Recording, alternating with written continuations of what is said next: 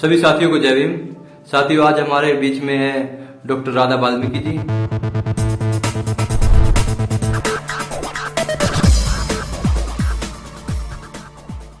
जो बहुजन समाज में इतने समय से आपने काम किया है, तो समाज को क्या सुझाव दोगे कि हमें किस तरह से समाज में जागृति लानी चाहिए, किस तरह से समाज को जगाना चाहिए? जी सभी व्यूअर को मेरा जय भीम।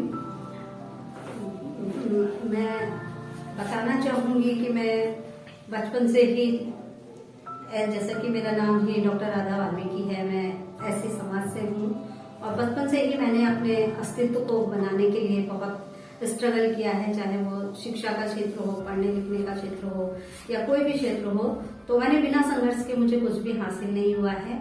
अपनी सर्विस में भी मैंने अपनी पदोन्नति को लेकर के आमरण अनशन तक पर मैं बैठी हूँ।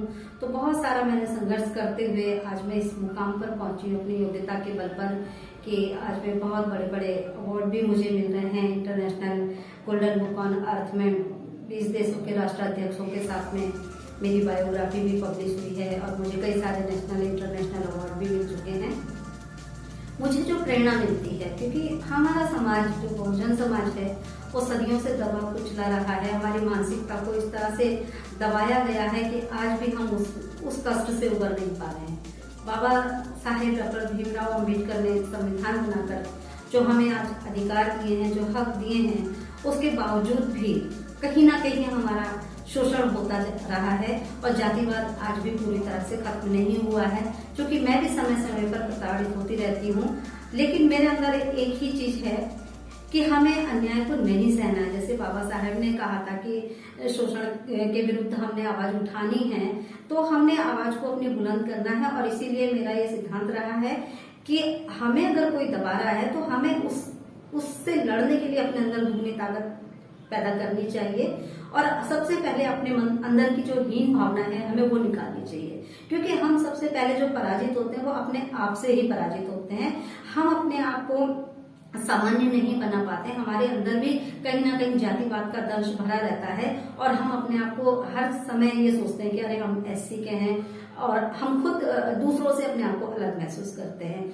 और हमें ये सब नहीं करना चाहिए, क्योंकि हमारे अंदर जो प्रतिभाएं हैं, हमारे अंदर बहुत सारी प्रतिभाएं हैं। आप देखिए, जितनी भी प्रतिभाएं हैं वो सारी बहुजन समाज के लोगों के ही बीच में हैं, जिसका फायदा दूसरे समाज के लोग उठाते हैं।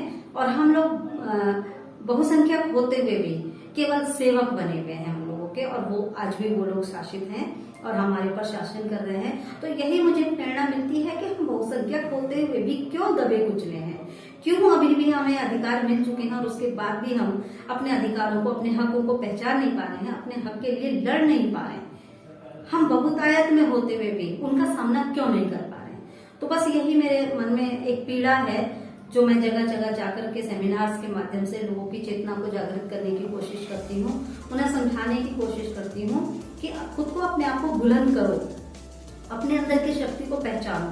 तुम किसी से कम नहीं हो। वही हाड़ मांस के पुतले वो हैं, वही हाड़ मांस के पुतले हम भी हैं, वही बुद्धि उनके पास है, वही हमारे पास है, वही वो खाते हैं, वही हम कुछ खाते हैं। तो फिर हम उनसे अलग कैसे हैं? कारण यही है कि वो हमें दबाने में इसलिए सक्षम हो जाते हैं क्योंकि हम एक नहीं हो पाते। हमारे अंदर एजुकेशन है, हम उनके सामने ठीक नहीं पाते। अब आप देख लीजिए कि अगर हम किसी डिपार्टमेंट में काम करते हैं, ऑफिस में काम करते हैं, तो हम जब अगर सवर्णों के बीच में बैठते हैं तो हमें खुद ब खुद उनके बीच में बैठना अच्छा नहीं लगता। हम भागते हैं उनके बीच से, हम अपने आप को अकेला सा महसूस करते हैं। तो हमें वो चीज अपने अंदर नहीं लानी चाहिए। मैं हमेशा इसी चीज का प्रयास करती हूँ कि मैं उन लोगों के बीच में घुसने की कोशिश करती हूँ, बैठने की कोशिश करती हूँ और बहुत कुछ सीखने की भी कोशिश करती हूँ। क्योंकि हम एक बंदूक बने रहते हैं, हम अपने दायरे में ही चिल्लाते रहते हैं, अपने दायरे के बीच में ही बोलते रहते हैं और हम बाहर निकल कर नहीं देखते। हम एक सामाजिक प्राणी हैं और समाज में हम रहते हैं, और समाज में रह के ही हम हर किसी के साथ जब उठेंगे बैठेंगे तो उनसे बहुत सारी चीजें हम सीखेंगे। मैंने देखा, जैसे सवर्ण समाज है, मैं एक लेखिका हूँ, लिखती हूँ, और मेरी जो किताबें जिस पब्लिकेशन में छप रही है वो भी एक ब्राह्मण है, और वो ज्यादातर दलित हमारा साहित्य ही छापते हैं। और वो मुझसे कहते हैं, उन्होंने खुद मुझसे कहा कि मैडम, हम लोग दलित साहित्य को पढ़ रहे हैं, दलित साहित्य में बहुत सारी ऐसी चीजें जो हम नहीं जानते और हमें बहुत कुछ उस दलित साहित्य से सीखने को मिल रहा है। तो इसका अर्थ क्या है, समझने वाला समझ सकता है। और मैं जहां तक समझ रही हूँ, मैं ये समझ रही हूँ कि वो हमारे लेखकों की, हमारे दलित साहित्यकारों की जो हमारे साहित्य के माध्यम से लोगों को जागरूक करने की, प्रेरणा देने की बात उसमें लिखी जाती है, वो उस चीज का अध्ययन कर रहे हैं। और उस चीज का अध्ययन करने के बाद वो लोग रणनीति बनाते हैं कि अब ये लोग जागरूक हो रहे हैं, तो अब किस तरीके से इन लोगों को पीछे धकेलने की कोशिश की जाए। तो वो हमारी हर चालों को उल्टा करने की कोशिश करते हैं। इसलिए बहुत हंस के हमारे साहित्य को वो लोग पब्लिश करने के लिए भी तैयार रहते हैं और पढ़ते भी। और उनको एक ही फंडा है उन लोगों का, वो ये कहते हैं कि अगर इनके अंदर का टैलेंट है तो उस टैलेंट को छोड़ो मत, उस टैलेंट को खींचो। और वो हमारे टैलेंट को अपनी तरफ खींचने की कोशिश करते हैं और हमारे लोग बहुत आसानी से उनकी तरफ खींचे चले भी जाते हैं। और जब वो उनकी बात को नहीं मानते हैं तो जो उनका हश्र होता है, जो उनके साथ प्रताड़नाएं की जाती हैं, सपोज कीजिए हमारे समाज के अगर बच्चे कोई बहुत अच्छी पोजीशन पे चले जाते हैं, अच्छी नौकरियों पे चले जाते हैं, तो वो समाज अपने बच्चों की शादियां करने को भी तैयार हो जाते हैं, क्योंकि उनका कहना ये होता है कि ये पढ़ लिख के जागरूक हो गया है, कहीं ये अपने समाज को जागरूक ना करे, इसलिए इनके टैलेंट को कैप्चर कर लो।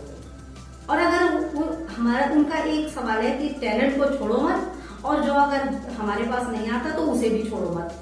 छोड़ो मत का मतलब कि अगर वो आसानी से हमारे पास आ गया तो उसे एक्सेप्ट कर लो, और आसानी से हमारे पास नहीं आता तो उसके साथ उसको प्रताड़ना दो, किसी भी तरह से प्रताड़ित करो ताकि वो आगे बढ़ने ना पाए, वो अपने समाज को आगे बढ़ाने ना पाए। तो इसलिए वो टैलेंट को खींचने की कोशिश करते हैं। तो मेरा तो यही संदेश होगा कि आप अपने आप को पहचानो, अपने अंदर से हेजिटेशन को दूर करो, अपनी शक्ति को पहचानो। अगर आप वो नदी बन जाते हो जो तेज बहाव में सबको बहा ले जाती है, कितना भी उसके मार्गों को आप अवरुद्ध कर दे नदी के, लेकिन वो कहीं ना कहीं से रास्ता बना लेती है। तो अगर आपके अंदर योग्यता है, आपके अंदर ताकत है, हौसला है, हिम्मत है, कुछ कर गुजरने की क्षमता है, तो कोई भी बाधाएं, विघ्न आपको रोक नहीं पाएंगे। आप कुछ भी कर गुजरेंगे। और यही मैंने भी अपने मन में ठान रखा है कि चाहे कितनी भी बाधाएं आए, कितनी भी परेशानियां आए, मैं नहीं रुकूंगी। मैं अपने लोगों को जागरूक करने की कोशिश करूंगी, और वो मैं करती हूँ। जगह जगह मैं जाती हूँ, सेमिनार्स वगैरह के माध्यम से, या जो भी मुझे माध्यम मिलता है अपने लोगों को जागरूक करने का, मैं जागरूक करने की कोशिश करती हूँ। और मैं यही संदेश देना चाहूंगी कि आप भी, सभी लोग जो भी मेरी आवाज को सुन रहे हैं, आप सब सर्वप्रथम तो अपने मन से हेजिटेशन को निकालिए, अपनी झिझक को निकालिए, सामान्य दिखिए। बहुजन समाज को सोशल मीडिया पर आना चाहिए और आपके चैनल को देखना चाहिए, सब्सक्राइब करना चाहिए। नेशनल दस्तक के सारे जो सब्सक्राइबर हैं वो आपके सब्सक्राइबर हो जाएं जल्दी से, और आप लोग इसी तरह से काम करते रहें।